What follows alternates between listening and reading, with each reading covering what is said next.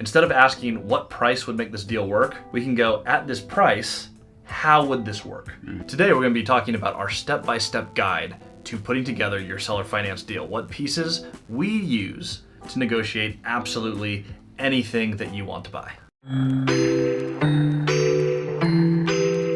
Welcome back to the channel. My name's Cody. I'm here today with my business partner Christian, and we're talking about seller financing, specifically the step-by-step guide that you need to really understand what it takes when you're making these offers, because there's a few components. Speaking of components, what's really the starting point for this? Well, the first thing, and this is on every deal, but the first thing you have to negotiate is price. Pretty obvious, right? If you're going to buy something, there in fact has to be a price on it.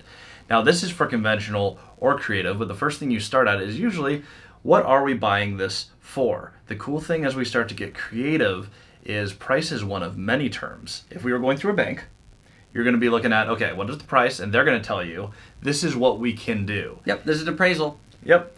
You might have one or two options for a balloon payment. We're going to tell you what the interest rate is. There's no room for creativity. We're just going to knock it out and we're done. So price, if you're doing a traditional deal, that is the only thing that you get to negotiate. How much do we buy it for? Now, when we get really creative, what are the other three main components that we get to negotiate on seller financing? Well, you mentioned interest rate. Yeah. I can't go to the bank and ask for 2% right now. They're probably not going to give that to me.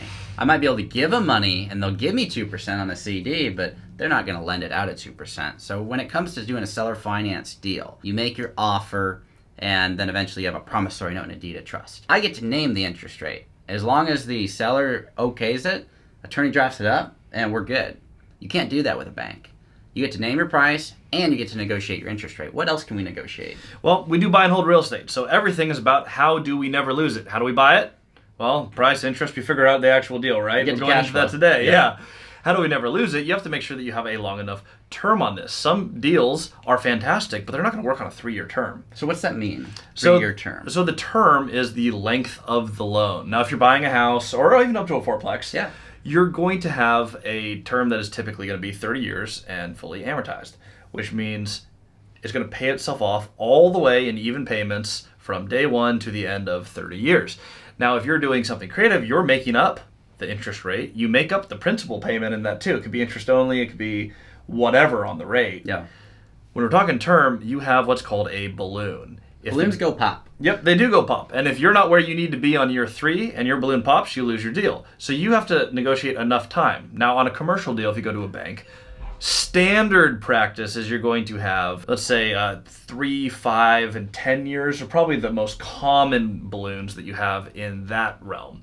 On this, you get to decide how long do I need to do what I want to do on the property. And you negotiate it. It's completely custom, and it answers the question, how do we never lose it? If I know I need, let's say, 7.5 years. It can be as specific as you want. To finish my project, maybe I'm building something on the back of it, I need to lease the whole thing and optimize it. That is enough window where I absolutely know I can refinance the property and I'm not going to lose it.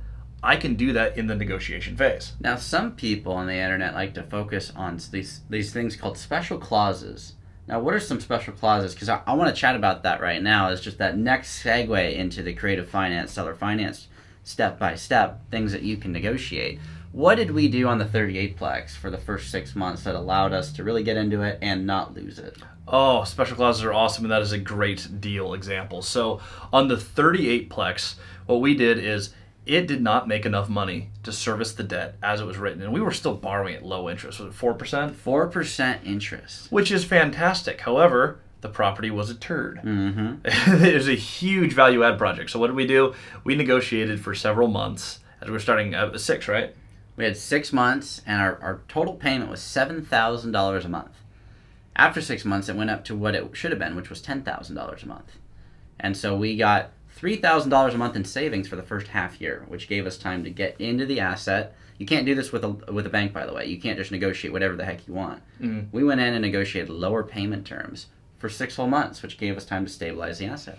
Now, we've had Caleb and Chuck on this channel a few times for another piece of practical application on this. They've actually negotiated no payments for 6 months.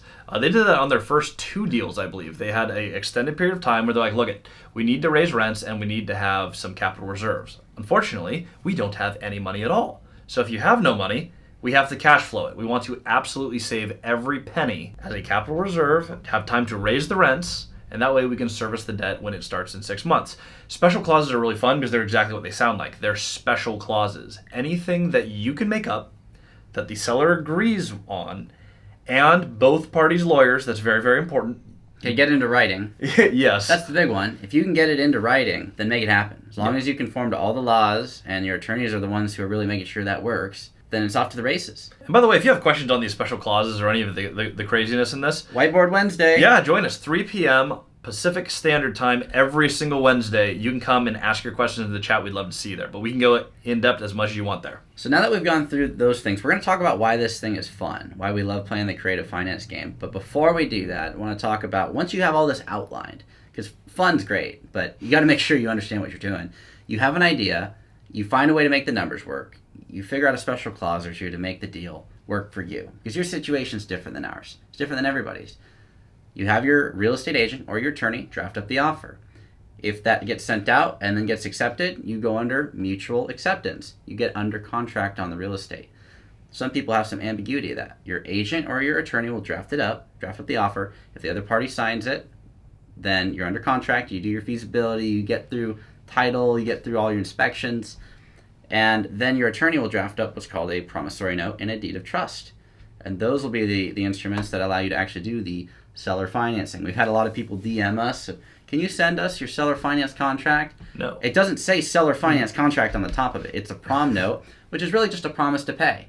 I promise to pay the seller X amount every month until they're paid off. But a promise is only as good as what backs it. So in our case, for most of our deals, we have a deed of trust, which allows them to put a lien against title. It's just that simple. Now, why is seller financing fun? So seller financing is super unique because we're not just negotiating on price. Price is one thing. You have to do that in conventional. You have to get that number. We can do anything we need to make the deal happen. So, for example, if a seller wants to sell their property for more than it's worth, but we can absolutely cash flow it and answer the questions, how do we buy it? How do we never lose it in long-term cash flowing fixed rate debt?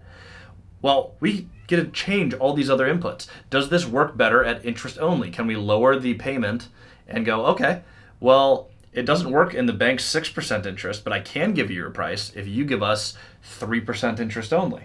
And we've done stuff like that before. We have 3% interest debt because that's the only way a property made sense for us. The special clauses, like we mentioned earlier, that allowed us to survive a property that needed, really just needed help with the collections. There's a bunch of non-pays.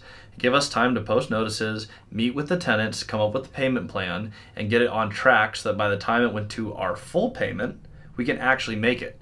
But it's all about getting creative with, instead of asking what price would make this deal work, we can go, at this price, how would this work? Mm-hmm. Completely different way of thinking to take out real estate. Now that's really it for the seller finance step by step. You figure out these pieces, you figure out how each of these work together, and then you get your offer accepted, you have the attorney draft up the docs, everybody's good, it goes to the title company, and boom, you're all set to go.